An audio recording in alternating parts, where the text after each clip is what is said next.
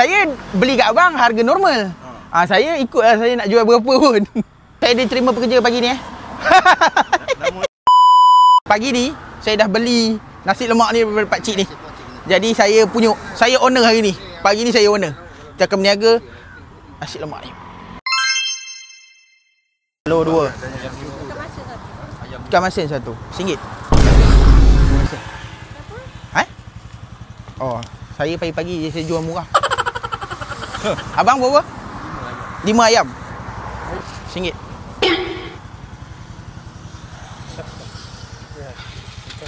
Ya. Okey.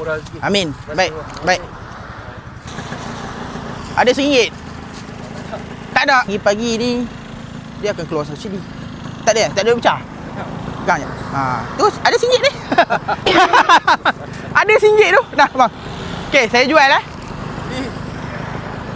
Ni tadi abang dah bagi RM1 lah. Ya Allah, jangan lupa. Okey. Jap. Okey, dah. Cukup. RM1. Ni duk ni. Mam. RM1. Dah dah bayar. Ada YB tadi. Ya ke? Yang benar. Ya ke? Okey, baik. Ayam 2. RM1. Bagi je RM1. Bagi je RM1. Saya tahu kira duit. Bagi je. Saya tahu kira duit macam mana. Okey, dah. Dah. 16 bungkus. Oh, buat kenduri. Ada RM1. Cikgu kan? Ya. Okey, selamat. Dah. Bagilah cikgu-cikgu tu makan. Oh ya. RM1 je. Okey. RM1. Niaga cepat habis. Okey. Yang ni RM1. Okey, terima kasih. Okey. Saya nak ambil yang atas je. Okey. Okey. Dah. Cukup. Tak apa. Saya hari ni harga tak normal, bang. Okey. Okey, baik, sama-sama. Ada duit pecah? RM1. Ini pegang jap. Ni pun pegang jap. Ni ada RM1.